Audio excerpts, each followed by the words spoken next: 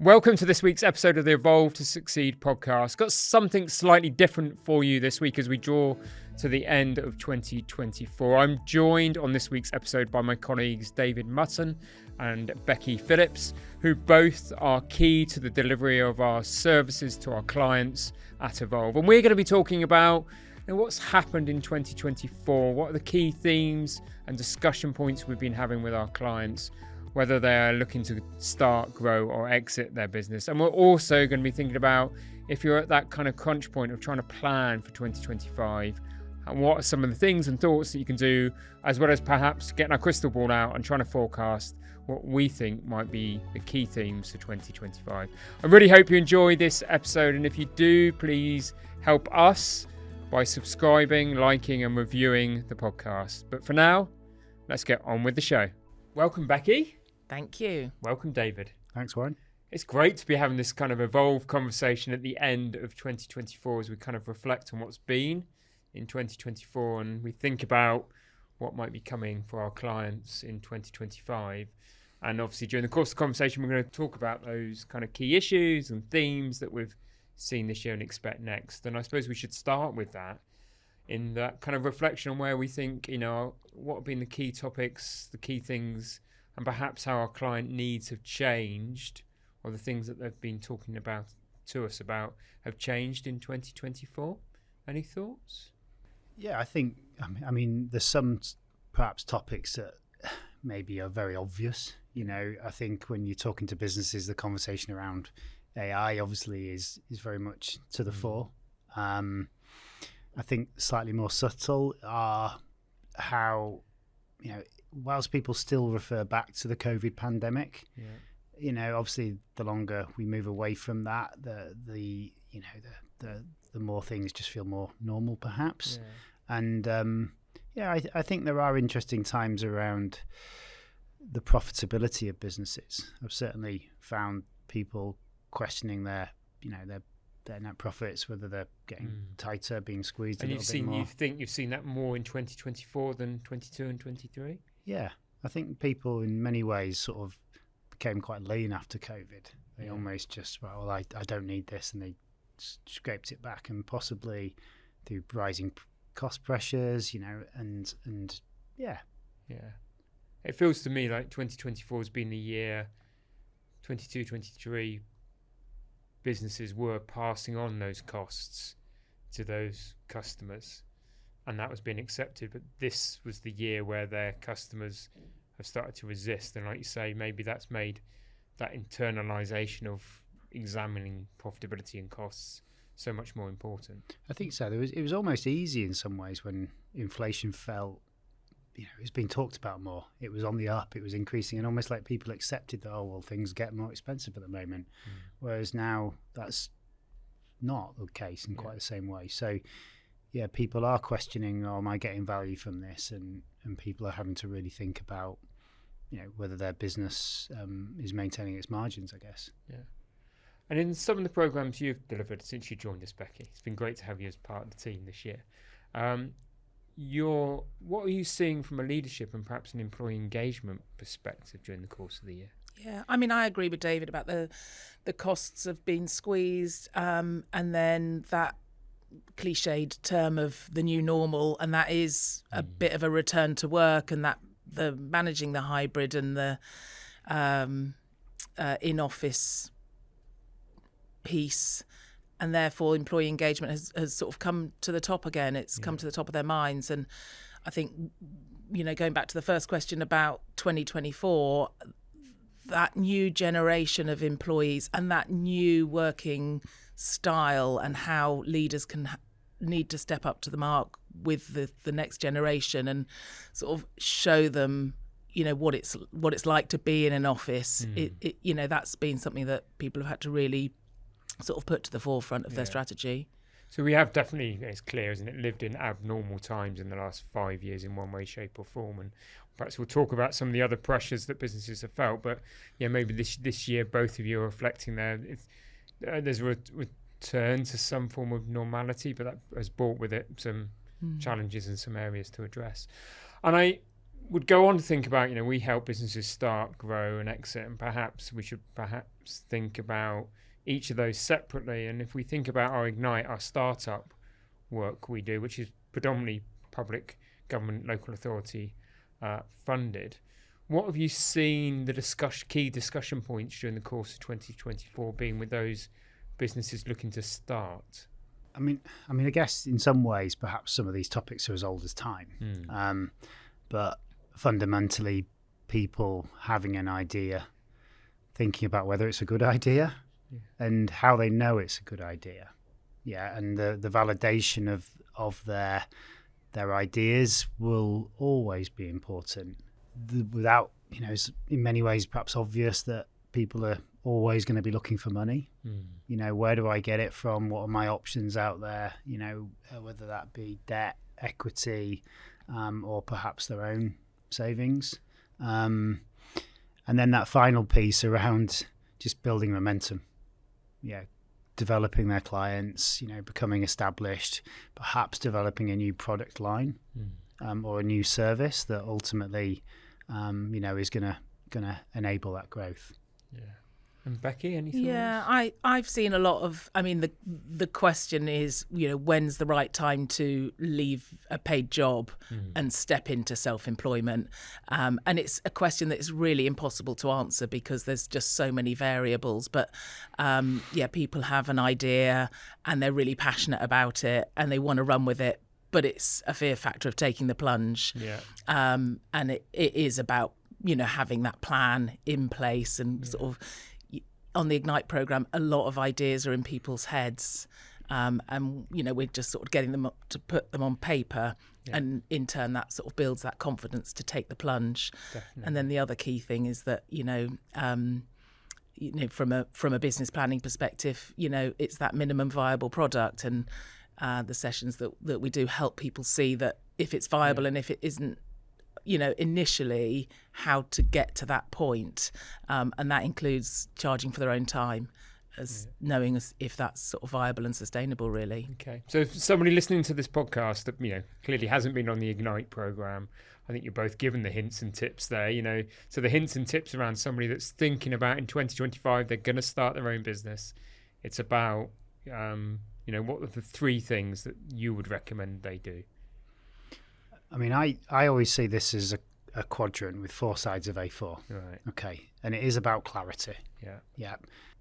It's about having the perhaps the overall business plan. Yeah. Yeah. 1 side of A4, not 88 pages. Yeah, please, not 88 pages. Yeah. A marketing plan. Yeah. Right. If there was 3 things I'm going to do to try and get some momentum and try and reach my customers, what are they? Yeah. Again, I could have 27, 28 different ways of doing that, but that's very hard. Yeah. I'd want to know operationally how it works. Do I have the right equipment? Just detail that on a piece of A4. And then finally, the financial piece, the forecast to the future, but how that looks in terms of your own personal self. Yeah. Yeah. And almost how long personally can this go without perhaps bringing in income, but also what might I expect from the business. It's great. And I'm sure your background, Warren, it's kind of how you go around predicting that often has questions. Yeah, definitely. But you commit to paper, write it down, keep it simple, formulate a plan. And the other side of it, which I know is partly where you're really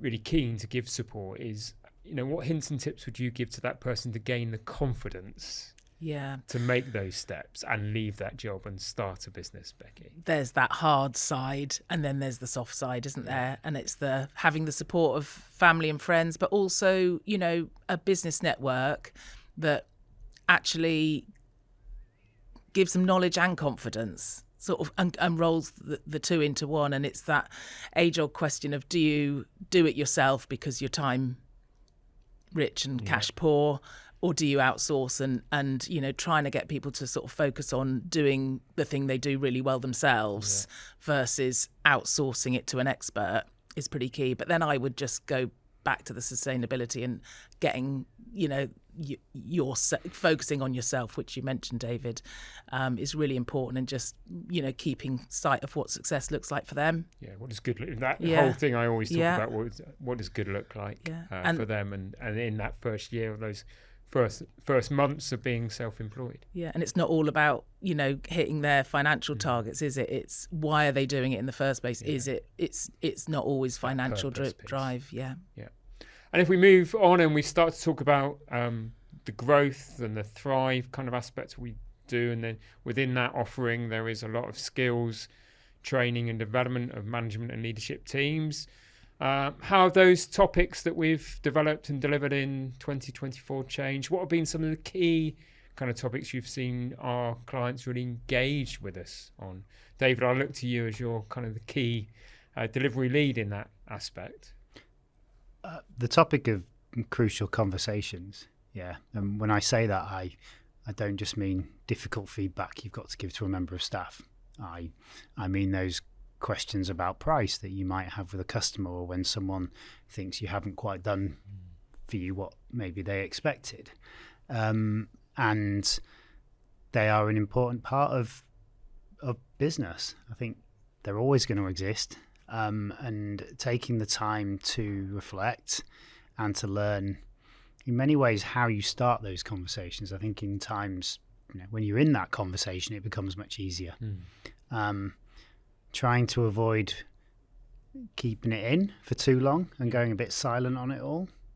But also you don't want to be the other end, do you? Where it sort of becomes quite emotional, and you wish really... As soon as it becomes emotionally charged, you've lost it, haven't you? And I think that's something certainly that has been really great to help people with. And I suppose that could come with that theme of life has got more challenging in 2024 as we return to normality, that people are needing to have more of those crucial conversations, not just internally with their team, but with their customers, their suppliers, and across the board. Maybe. I personally, I don't know if that's true. I feel like I guess it is a question about 24, and therefore yes, it will always become apparent. But I think these things will go on and on. Okay. I mean, one of the subjects that we cover a lot clearly is leadership, management, and influence. And one of the things I've seen resonate this year is that support model around you need a business where you're giving high support but combined with high challenge. And it's been quite eye-opening to see the amount of businesses that we've been talking to this year that have been in that place where they've found themselves giving high support but maybe low challenge, and they've created quite a comfy environment. And I've been having lots of discussions with those businesses about how do they become more challenging in the right way to get to that place of high performance. And I do wonder, as kind of remote working, it continues to work itself out, and people's experiences of that, perhaps that relates to that virtual working where you can't perhaps see, and people can sit away and be comfortable, and clearly expecting the best of your people is crucial, and it's crucial in any business. How do you do it in the right way? How do you do it in the right way? Yeah. But then that leads on to that subject that I know you're really passionate about, which is employee engagement, Becky. Yeah, absolutely. But also just going back to sort of, I'm new to the business and I've sat in on a variety of those sort of the Thrive pieces. And for me, also just seeing how vital it is to take people away from the day-to-day has been pretty amazing, because what you're seeing is that people have just got too much going on, and they're losing that focus temporarily that is so easy to bring back by just sort of getting away and putting time aside to really focus on the strategy. And within that comes that employee engagement piece. And there's some pretty obvious back to basics, but again, without the time away, the focus time, they're not sort of prioritizing that piece. But employee engagement and the tailoring of that employee engagement is really crucial. at Evolve, we have 3 types of support. We call it Ignite, Thrive and Optimise. Ignite is for people that are looking to start up businesses. We work locally and across the South to help people understand the fundamental elements of starting a business. We have Thrive. That's for businesses that have, really made progress and they're looking to bring together their strategy, understand what next, and also develop their senior leadership and management teams. And then when the time is to exit that business, we have the Optimise piece. That's working out how to move forward, how best to kind of plan the future and build the exit that you want. And if we think about, I suppose, sorry listeners, but probably a little bit of a plug, but I think there's some stories to tell that will show some of those lessons, some success stories for each of our services during the course of the year, in terms of that kind of Ignite piece. A success story that you would share? Yeah, well, obviously, the hard work of the businesses really shining through, and obviously it's great to work with some of these businesses. We, came to the end of our first cohort of the Business Accelerator program. Had one of our candidates installing camera systems on the Millennium Stadium. Fantastic stories, for zip wires and things like that. We had people obviously kind of going forward to investment and, developing all their pitch decks and exciting things like that. So, it's amazing when things like that happen. Yeah. And obviously it kind of makes it feel worth it.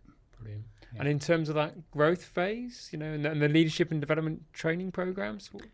Yeah, and I think I've had some lovely kind of stories again where we've delivered the Ignite program with the local universities, and the other day I've had a student who graduated ring me up and say, look, I did the Ignite program, but I've got this amazing opportunity to develop some paddle courts in Birmingham, and but at the time when he did that program, it wasn't relevant to him, some of the content, but now it's like, because I knew that, now I knew how to take it forward. How did I continue that momentum, having get it out the startup kind of phase? Absolutely. So some really practical, and then I guess just in terms of the leadership and management piece, the times where you perhaps sat down with people. I mentioned crucial conversations before, where they just been putting it off, and then they go and do it. And then, example where perhaps at the top level within that business, there was a little bit of difference of opinion on, the share structures or whatever. It's kind of, well, actually we had that conversation and we came to a conclusion. Brilliant. And I think about, in recent months, you and I, Becky, have jointly led some strategic reviews where we sit down and kind of get through the blockages of where some businesses are hitting brick walls. And actually, one of the realizations is the answers are normally within, aren't they? They really are, and our role of facilitator, it's the practicality of it is insane, really, isn't it? It's just, it brings out the conversations, it puts them onto the table, and then the action comes pretty swiftly afterwards. Yeah, just by getting clients to actually sit. Again, I suppose it's what you were saying earlier, to step away from the office, sit in a room together with their leadership team. We get them to talk about some of the big questions, their strengths, their weaknesses, the opportunities and the threats, and where they are and where they want to go. And as I say, the answers are within, and it's been remarkable to see some of those transformations, isn't Definitely. It? And you give them that bit of headspace, and they've got room to make a great decision. Just another plug for one of our courses, but it's really true. And actually, when I reflect about what I've learned, it's just those things that we're teaching, that the necessity to then practice what you preach. But you need to have headspace to make a decision and move something forward strategically. And that's the learning, isn't it? Clearly you don't need to use Evolve to do that, but just step out of your comfort zone with your leadership team, go somewhere else, pause, think about where you've been and what's next, and perhaps we'll reflect on that in a moment when we think about planning for 2025. I think from an Optimise, from that exit perspective, I think about some of the things we've done, and clearly highly confidential kind of discussions, but it's really interesting to have conversations with people where they think, they've got a blindfold on, they don't know where they're going, they don't know how they're going to achieve their exit, and then you talk about all the different options and see them come alive with thoughts and ideas and, taking that forward. And I can think we had a very contentious situation between two shareholders, and we were able to just get them in a room have a crucial conversation and to explore why they were bumping heads, and that ended up turning out that there was a management buyout. They could exit by selling to the management team, and we helped make sure that coach them through that process to make a successful conclusion. So a good 2024 all round, I hope, for us all and for all of our listeners. If we think about that planning piece, that reflecting and planning, so if we're thinking about what businesses should be doing right now, we're sat here, it's November, a lot of people start to stop and reflect on the year that's been, and think about planning for 2025. On that kind of reflecting on the year that's been, any tools, examples, exercises that business owners and leaders and leadership teams can do? Well, yeah, absolutely. And I think it sounds really obvious, but it talks about taking time up to sit people in a room, and actually say what's gone on. I think the concept of looking at things in perhaps a different way and say, look, what's been successful and you expected it to be successful. Has there been any unexpected success, which you didn't think was coming, but suddenly it has? Has there been any things that haven't worked out? Again, good to create a sense of balance, isn't it? And say, look, well, I did set this, and I did think this would be a good thing for the business, but it didn't happen. And then, likewise, unexpected kind of challenges as well in the business. So you I guess that's a bit of a quadrant, isn't it? But yeah, just trying to get people to really think about things in that manner I've found helpful. Yeah. And reflection for you? How would you go about doing it, Becky? I think it's that sort of procrastination is the thief of time. And I think, we talk about accountability a lot, from the top down. But I think, leaders just need to tackle it head on, really, accept the challenge, work out the way forward, the best way forward, and deal with it in a strategic and measured way, but not put it off, really. It's sort of been that perfect storm of costs rising and more management challenges in terms of the team, and that has meant that people are time poor, so just using their time wisely, I think. Okay. And we all know, and you both have run your own businesses, and I'm definitely one of those that suffer from this. We don't always celebrate our successes in business, and we don't often reflect on our actual achievements, do we? And sometimes our team, as a result, look at us in horror that we're already talking about 2025 and we're just coming to the end of 2024, and we haven't yet reflected on what we have achieved. So I think it's interesting when you said that. It's just made me think about other ways in which people can do it, which I think highly visual things work really well. Celebrating success, like 12 pictures of 12 successes, a timeline of events, some kind of infographic. This is when we did, this is then, this is when this happened. You know what I mean? It's really bringing forward visual ways in which people can reflect.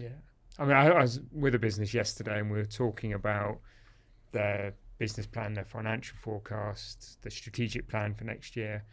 And I did make them stop and say, but before you share that, just start with a slide. This is what we have done.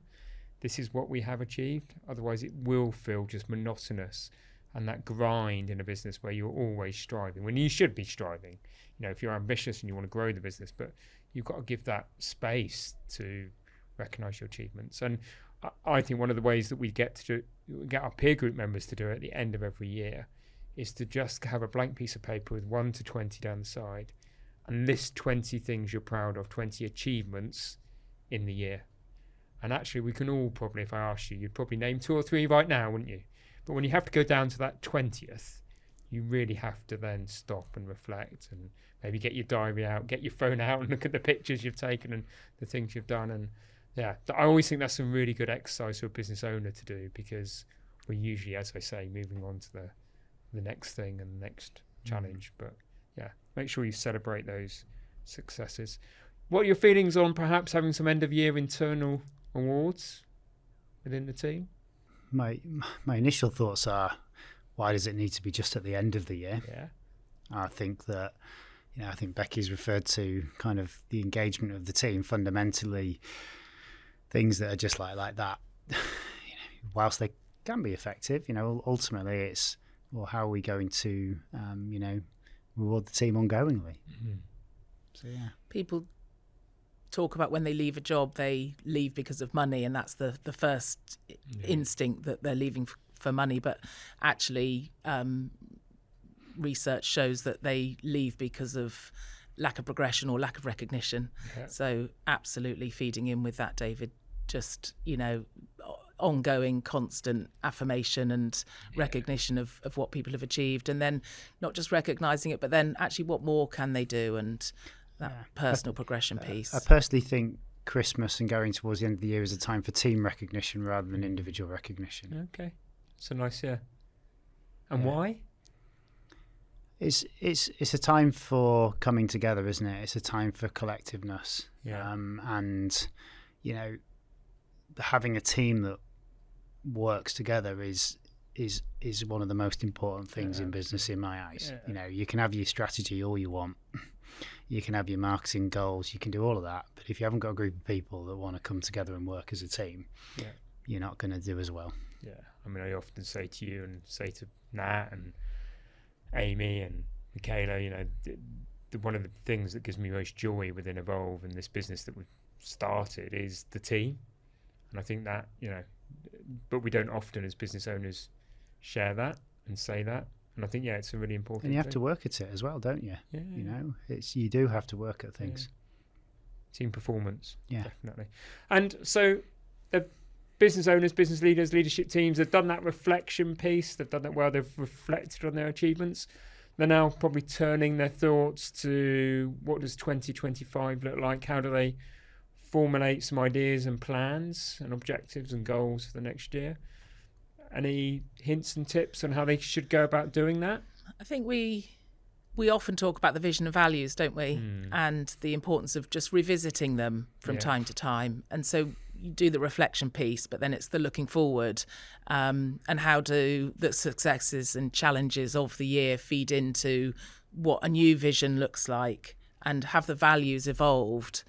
And I think just taking stock of what it was and whether it still looks the same is quite important and powerful. It's interesting, isn't it? Because we probably go into immediately short-term goal setting, but starting with the end in mind again, and what's the vision and where are we going, has to be the first stage in that process, doesn't it? Yeah, and getting everybody together to formulate what that looks like for the year ahead, and then cascading it down is then vital.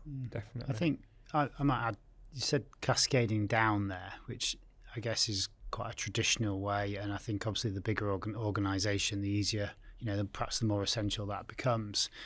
I remember I think it was going back to almost January, February of this year, when I was doing a growth group, and day one was talking about creating your business strategy, day two was about leadership and engaging your employees, right behind the strategy. And someone just turned around and went, well, why don't you just ask your employees first what they want to do, right? And then I tell you what, we'll build the growth strategy on that. Yeah. Right. And I guess when you are, perhaps that seems a bit idealistic, and you could definitely say that. But what about asking people from, how can you achieve your objectives in this place of work? Yeah. And how does that align? Now, clearly there'll be an alignment, and then ultimately you get a point where the people that own it, they say, look, this is the direction of travel, but it's informed. It's part of a process and an exercise that kind of people can get behind. It's interesting, isn't it? Because we are going through our own kind of planning for 2025 process.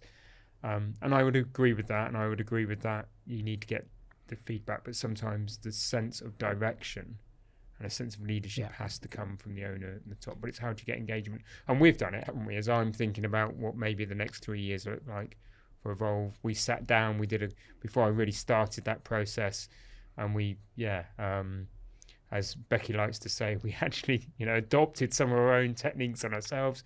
And we did that simple exercise of having a discussion with Post-it notes. What were the big questions that were going to affect us, and also what were our strengths, weaknesses, opportunities and threats as a starting point to build a plan kind of for the future.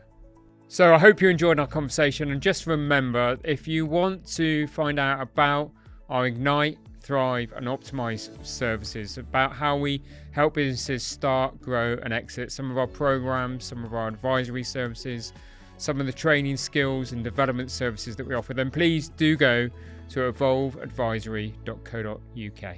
So as we think about it and we think about setting goals, how do business leaders really set goals that are ambitious yet realistic? Because I think that can be a challenge, can't it? To get the buy-in of the team, people need to believe that they can be achieved. And sometimes in that entrepreneurial world, the kind of big, hairy, scary goal kind of gets set, audacious goal gets set, and people don't buy into that. So there is a balance here. Any thoughts? I think it's something Becky said already. I think Maureen, you may have inferred it as well, that clearly you do need to take time away. You know, I don't think I've ever come across somebody that's like, oh, do you know what, that's time I took out of my business for half a day to go and talk about what next was a complete waste of time. God, we definitely shouldn't have done it. Yeah. Right? I don't think that really occurs. You know, people that own their own business, own and manage perhaps, it just doesn't happen. And actually, there's always the acronyms, isn't there, around the SMART goal, you know, specific, measurable, attainable, realistic and time-scaled. Even understanding that doesn't sometimes make it easy to actually write it down, does it? But clearly, to try and simplify, not make it too many, is really the key, I think, here. Yeah, I'm aligned with that. I'm a big back to basics fan. And I think, it's striking the balance between aiming high, making sure it's realistic, and that everybody's bought in for the whole journey. And just aligning that back to the vision and the values and the mission, and checking that you're on brand really as well. Just sense checking, and are we living out our brand values in the process of doing this? Okay, it's good. Yeah. And then clearly the time comes when that does need to be shared with the team, doesn't it? And, I'm a big believer in, I'm not a great fan of that old kind of stand in front of everybody and just share it. I'm a big fan of breaking it down into smaller groups within the business. If the business is large, get people around the table and share it. Sometimes that old town hall approach is a bit archaic and it's a bit dictatorial. Any other thoughts and best ways you've seen plans and goals shared with the business? I think, again, something we referred to previously about how it actually looks. People often might spend a lot of time making sure that their external communications marketing looks really nice, bring a professional in to produce it, and then all of a sudden they're talking about a business strategy that they've just whipped up themselves on Word. And it just doesn't have the same level of punch, does it? No. Whether it is a short video or whether it is some kind of design document that tries to make it exceptionally clear. I'm with you in terms of, getting everybody involved in their departments and all the small parts of the team and trying to see, this is the overall vision, how do you contribute towards that overall vision in your team, your areas of responsibility. And I think in a smaller business, those one-to-one, once you've shared it, if you've got a team of 6 or 7, once you've shared it with the business as a whole and you've engaged, those one-to-one conversations are really powerful. Yeah. Because not everybody wants the same thing, and everybody individually is questioning, well, what does that mean for me? What part do I play? Yes. And what's in it? Well, sort of to a certain extent, what's in it for me? Yeah. Where do I go next? And how does that fit with my ambitions? And how does it change my day-to-day working? How does it change what my future looks like, my development prospects?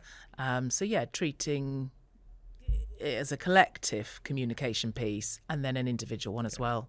But I agree with that. And I'm a big one for the visuals. I talk a lot about putting a 3-year plan into an orbit diagram and all of those kind of things. And I know I've spoken about that before. But the best example I can give of that is, and a shout out to Martin Edwards, the CEO of Julia's House, the hospice charity, in that, as a board member, we got a full pack from him on this is our strategic plan, this is what charity needs to do, these are the challenges, these are how we're going to overcome them, these are what the goals are.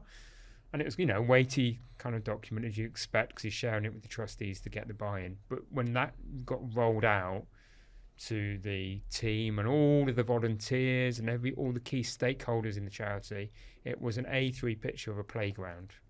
And this playground Amazing. just shared all of the goals and the objectives and how they were going to get there. And I don't know how whoever did their design work was incredible, but that was the best example I've ever given, was just take it out of context, put it on an A3 paper. And every time you went into one of their back end of one of their shops or into one of their offices, you could see this diagram on the wall, and it was very visual and very clear. But that's living and breathing the values as well, isn't it? Definitely. It's really bringing it right back to what that company's brand is. Yeah. And I suppose then you just got to think about how, once you've shared it and we're going through 2025, kind of what happens next in terms of how do you keep yourself accountable, how do you report back against the plan that's set? Because I think that doesn't happen enough in businesses, does it? No, and I mean, you can have that concept of kind of things that you said at the start of the year and moving them on from, have I completed it? Moved them on. Yes, I have, or no, it's still there, or we're partially through it. So it becomes, again, something you report on, whether that's in a one-to-one, whether it's in small groups, but it exists. Or possibly even the concept of, do you know what, that goal's no longer relevant. Let's get rid of it. Let's throw it away. It's but not if you priority do that, anymore. the lesson I learned is it's okay to do that, clearly, but tell the team why you've done that. I mean, I think I probably found of doing that, not sharing why we'd done that, and then the team look at you and go, well, yeah, but 3 months ago you said we're going to do this, and now we're doing that. And you got to be open and honest, haven't you, in your communications? Do completely. I think that also comes down to just business administration as well. It's the same as taking the time away to actually focus on the strategy. It's then the time diarised to review. And one of the things that I've sort of learned from my own business journey is just that, you run a small business and you run it in your way, and then you work for a bigger business and you see those amazing processes that for some people feel really scary, but actually there's a really easy way to translate big business processes and structures and ways of doing things into a small business environment with great benefit, really. And I don't think small business owners should be afraid to, take those bigger business ideas and principles, and put them into their own to really streamline things and improve ways of doing things. And that's that tracking piece as well. Brilliant. Moving the conversation on, we've talked a bit about 2024 has been a kind of bit of a reset year, that, and again, it's another year of challenge and change in the environment and what we've seen.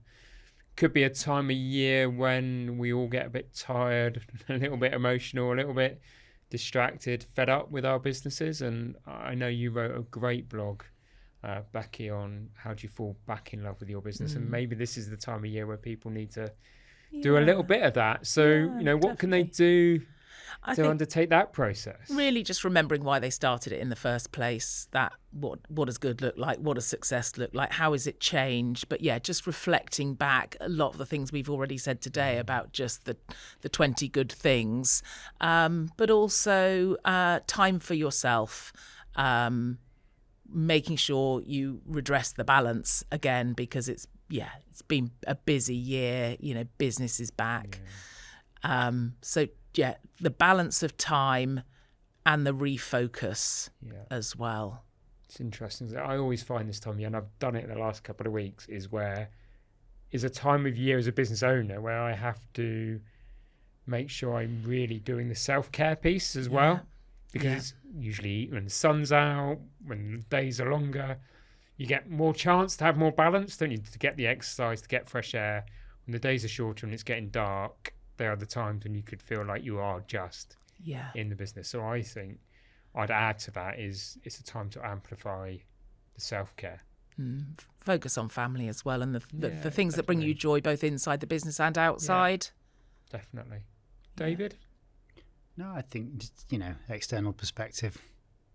is always helpful, whoever that may be. Yeah.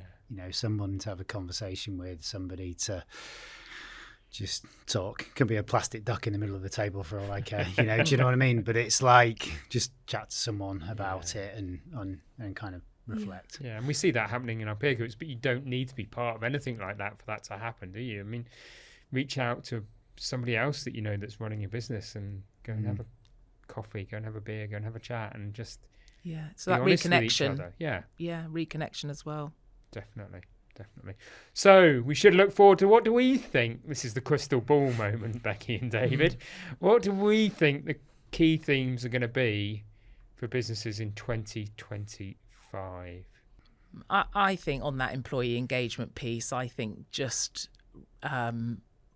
really working out how to lead teams that are working from home in the same way that you're leading teams that are in the office, and accepting that the next generation maybe needs something more visible. And I used it in my last job, but the line that you can't be what you can't see. And our generation of leaders, we grew up in offices, on the phone, listening to phone calls, listening to how business was done.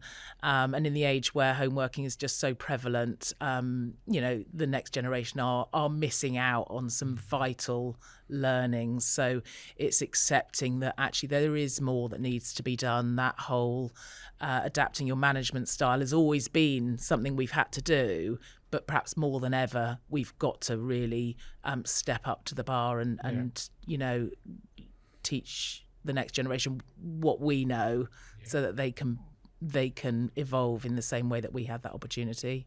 Brilliant. Great. And David? Well, I think quite a pragmatic answer might be change of legislation. You know, I think there's been a budget which increased things like employer NI.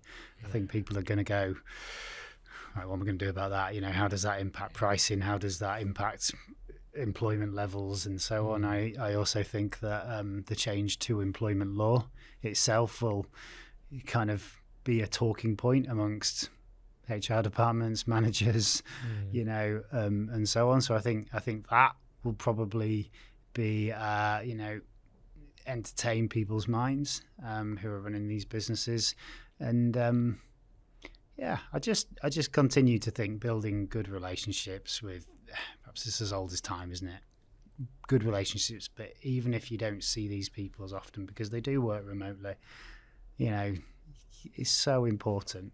Yeah. Trust, relationships, they still underpin everything that is often good. Yeah. And I think that that increase in employers' national insurance is pretty key, because people are going to be thinking, I need to cut costs or I need to pass the costs on to my clients. But actually, what we're always going to say is, let's improve productivity, let's improve team performance, and some strategic focus on how that can happen. And it can happen quite easily, I think, is really the counterbalance for that. Leading a peer group the other day, and we were talking, how business is going to deal with the NI piece, and it is simple, isn't it? It's pass it on to the customers, as you say, but I think those days are gone. I think that's going to be really difficult. People are more price sensitive these days. It is that actually the pain is going to be felt by the employees ultimately, in that maybe pay awards aren't going to be as great, or actually people won't recruit. But the one we spent most time talking about was that last one, and it's good to see you mention it, is that how do you become more efficient? How do you become more productive? Yeah. And, maybe that's what the government wanted us to do. Definitely. I saw a great post the other day on LinkedIn, actually, which was just along the lines of well, now you've got AI in your business, what are you doing with all that spare time? It's made me laugh. But that's going to be another theme, isn't it? Because, we've seen the emergence of AI and technology and the adoption of AI within business and business practices in 2024. It's going to be interesting to see how that continues, and it will continue to gain momentum in 2025, won't it? And I think there's definitely some streamlining to be had from the use of AI in processes. maybe the drier stuff, the less creative. I don't think it's ever going to replace sort of creativity and human touch. But in processes and business administration, 100%, if you weave that into the building stronger relationships and adding value to your clients, and then your operational streamlining, you're going to get some way towards, regaining some of the losses of the uplift in national insurance. Okay. Well, we are going to live in a more regulated world, that's for sure. We're always going to have to pay taxes, aren't we? But it's about what do we do? How do we get our business to perform within that environment? So my final question for this podcast and conversation is, what's the one piece of advice that you would give to a business going into 2025? For me, I would say that sustainability goes way beyond what you understand sustainability to be, but that is about sustaining your own personal health and well-being and that of your team to ensure business continuity. And I think it's just really important that you take time for the business, but for yourself as well. Yeah. Self-care would be would be high up on my list as well. Yeah. David? Perhaps we've said this already, but build trust amongst the people that work in the business. Yeah. Just talk to people, be honest, authentic, and try and keep it simple. Yeah. Great answers. The only thing I'd add to that is, and the one that I see quite often is, I think, we are living in a changing world, to learn how to be great at managing change. Brilliant. I'm hoping, and I'm sure we'll get some feedback, but our listeners would have enjoyed that conversation around, thinking about and reflection on what's happened this year, but importantly, how do you plan and what may happen in 2025? I'm sure we'll be sat here in a year's time reflecting, and it'll be something completely different, but that's the way of the world, isn't it? Thank you, Becky. Thank you, David, for joining me on the Evolve to Succeed podcast. Thank you. Thank you.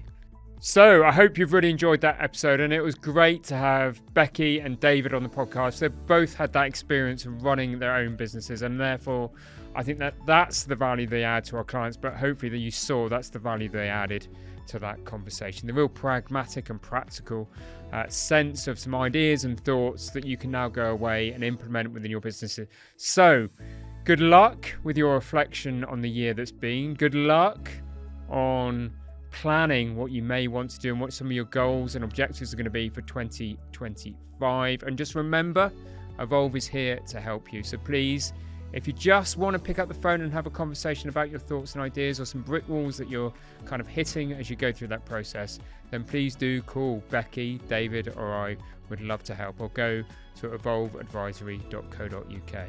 So that's it for this episode, and we will see you in 2 weeks' time for the next episode of the Evolve to Succeed podcast.